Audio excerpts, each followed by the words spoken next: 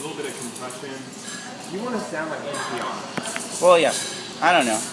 You'd be great at it. You really. No, I would love to try, but I don't know how you would find a platform for people to listen to that. I guess I would just give it to my friends or something. And you pitch it to people. You'd say, "Hey, this is my radio personality." Well, my friend yesterday said that my business, Krolik Manufacturing, or Krolik Metalwork Fabrication and Furniture, or KMFF.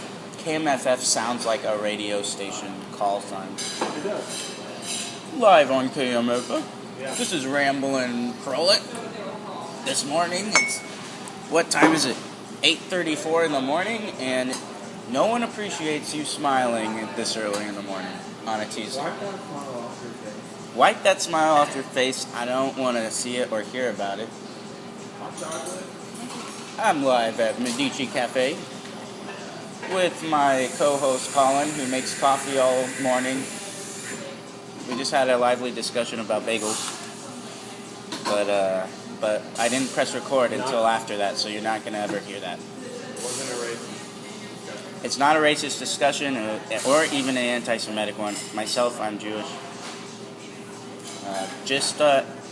What would you call it? An anthropological conversation about the migration of Jews and bagel loving. The concept of bagel loving and how one could quote unquote love a bagel. And not in a physical way. That's just weird. And you believe that Jewish people love bagels more than other people? Well, I think that's a stereotype that Jews love bagels more. I think they like bagels, and people just assume since they eat them all the time that they love them. I think that's the stereotype. Because you wouldn't say, "Oh, you eating a bagel today? Man, you must love bagels." You wouldn't say like, "Oh, you eating a slice of pizza? You must love pizza." But if you're Jewish, or if you're Italian and you're eating a slice of pizza, they're like, "Oh, you're Italian, you must love pizza." See how that works? Yeah. Yeah.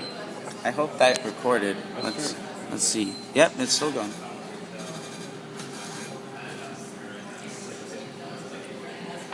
When was your first bagel? I have no fucking idea. I don't know. I do remember though that when we went to Albuquerque for like vacation, family vacation, my grandma would give us lox and bagels, and that was like a thing. Like it was an event. Like, ooh, lox and bagel. Where was she from? They're originally from Chicago. Both my parents are actually.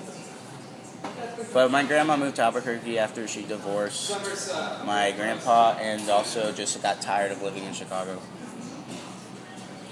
I wonder, so she probably discovered lox Yeah. in Chicago and then carried the... Well, yeah, definitely. Carried the life. It's definitely not a southern thing, lox and bagels. But it's sad because she used to make really good egg salad, apparently, and put it on the bagel, and my dad would eat that instead of lox and bagels. And I always wondered, why would you do that? It's like lox and bagels, man. But I realized the egg salad must have been really good, and I never had any, and now she's dead. I can see egg salad kind of working on a bagel because it's got the... Well, bagels are so The tough. egg could have that fish texture in a way. Oh, well, you don't put... Kind of... Yeah, but you don't have to put lox on a bagel. No. Or fishy, anything. I like cream cheese. I love cream cheese. Even butter is pretty good on a bagel. You know, I've tried butter occasionally, and it is good. It's really good. And somebody told me one time you can put both on there, which blew my mind. I think that was you, Actually, maybe. I've done that. Was that you? Really good. Yeah. That's for the all-out decadent. See, that person loves bagels. That person has tried all the condiments one at a time and decided these two go together. That person's layering their ideas about what makes a bagel better. But I will say that this excuse me. Yes. Would you like to comment on why you think New Jersey bagels are better than... Because I grew up in New Jersey and I know from experience. You heard it. You heard it, folks. Experience. Name of the game.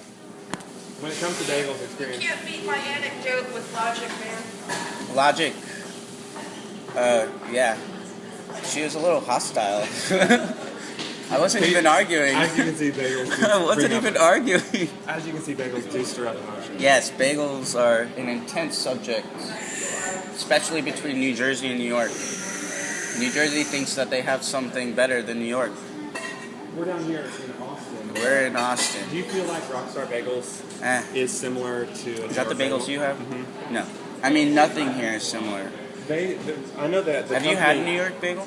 I've been in New York, never had their bagel. Okay. But I've heard Rockstar pride themselves that these are similar to New York bagels. Apparently, it's physically impossible because they use special water in New York that has trickled down from the mountains or something. No way. Yeah, like there's a great aqueduct system.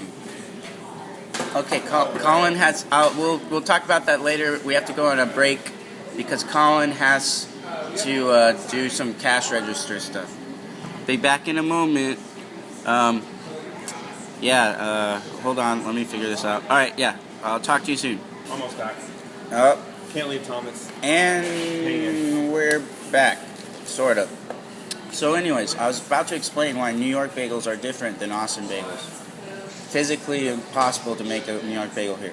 So there's some kind of aqueduct system that they take all the water that's trickling down from the mountains, and that's what's feeding New York water. They're not filtering Hudson Bay or whatever. There's no aquifer up there. That's what they're doing, I think. Anyways, it's something about the water. Wherever they get it, it's something about the water. Like the old saying, it's in the water or something. Yeah, well, this is where I think the saying started. So the bagels there are just a lot bigger. They're fluffier. Yeah. They're lighter somehow. They're not as dense as these? No, they're not dense. They're like way different than bread, you know? I would say a bad bagel is a bagel that reminds you of bread because it's a bagel, it's not bread. Well, it is bread. It's in the family. Anyways, so it's physically impossible. Unless Rockstar imports water from New York, which possibly they could, it won't come close. But I will say that they are probably the best bagel that I've had so far in Austin. Is that where you guys get your bagels? Yeah, they're okay. They're decent. Well, it's side by side next to like an Einstein bagel. Einstein's, there's no. Just no way.